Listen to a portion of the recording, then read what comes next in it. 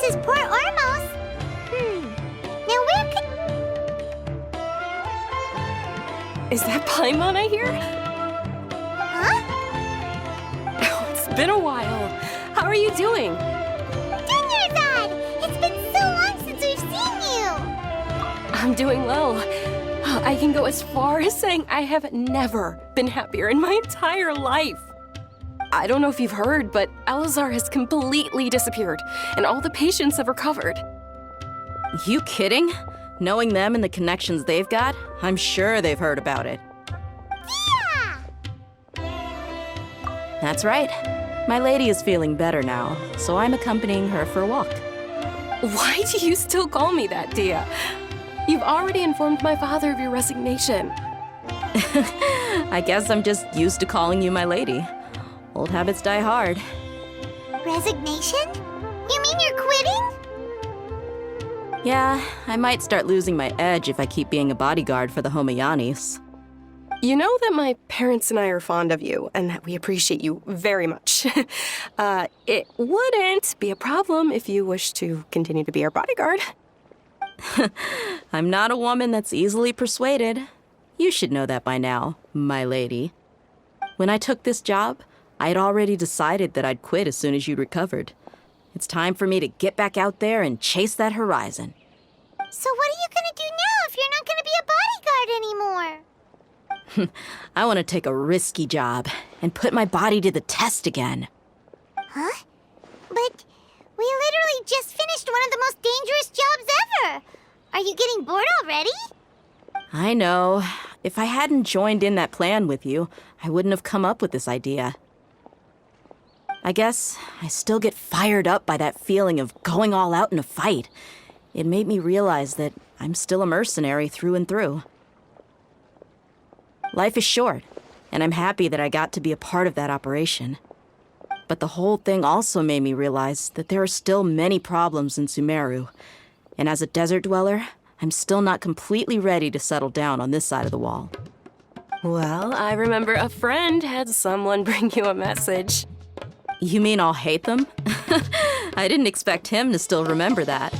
I thought he was joking. We just came from talking with Alhaitham at the Academia. Did he tell you that he suggested that I come work at the Academia? What? I heard that Azar and his cronies fell from power, and Alhaitham told me that now was a good time to find a job in the Academia, but only if I wanted to. Whoa. Paimon can't see you being anything other than a mercenary. Me neither. But I think Dia would look great dressed up as a scholar. Ugh, forget about it. I wouldn't last 10 seconds in there. Alhaitham probably just liked the way I worked and knew I'm good in a fight. So he suggested I find some work in the Academia. But you know, if you take him up on the offer, Sino might actually agree and let you become a Matra. Because you're super amazing!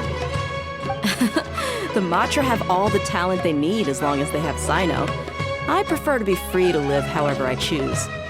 In fact, I chose this job from the very start because I knew it'd be right up my alley. Even if being a mercenary means facing all kinds of danger. A lion has to return to the wild sooner or later. If anything, being your bodyguard has been unfamiliar territory for me. I don't want to see you go, but I'll respect your decision. I'm glad to hear you say that. Come on, no need for the sad face. It's not like we'll never meet again. Once the whole Dendro Archon thing is settled, everything in Sumeru will take a turn for the better. That makes me happy too. But a peaceful society will probably mean less demand for mercenaries like me. Before long, we'll be a dying breed. So I'd better get to work while I still can. Huh? But wait a second! You make it sound like you're leaving now! Well, no, not yet at least. I promised my lady I'd stick around until next week. So, have you been in Port Ormos this entire time? We were wondering if you had received a letter from Nilu. Oh, did Nilu write to us? She heard that you were seen in Port Ormos, so she sent the letter here. Huh. It was probably sent to the inn that we're staying at. My lady has been very energetic lately and keeps taking me on hikes, staying out even into the night. By the time we get back, the receptionist is usually off napping on the job. Right, and we tend to leave quite early in the morning, so the old man on duty is also usually dozing off. So what it really sounds like is that the person on duty is always asleep. I bet the letter's at the reception desk. I'll go check later. No wonder there wasn't a reply. You never received the letter. Good thing Nilu asked us to come and check on that. Sorry to make you two come all the way out here. It must be something important for Nilu to specifically write to us like that. Yes, she said they were preparing a victory feast in the Grand Bazaar, and will also be celebrating Sino's reinstatement as General Mahamatra. She was hoping you could come. Great! I'll be sure to attend. Count me in too. But is there some sort of dress code or anything for the feast? Can I just show up looking like this? Since it's being organized by Nilu, I don't think she'll be too picky about that. If anything, I think she wants to see us as our most natural selves. All right, then this is how I'll show up. The feast will be held in 2 days, so don't forget. Sure. Thank you so much for letting us know. We'll see you there. Oh, by the way, do you happen to know where Sino and Raman are? The General Mahamatra always comes and goes without a trace. Normally no one knows his whereabouts. Oh. But last time we met, he mentioned that he had something to do in Aru village. You can try your luck there. As for Raman, your guess is as good as mine. I only remember he said that he had something to discuss with Sino. You can ask Sino when you meet him.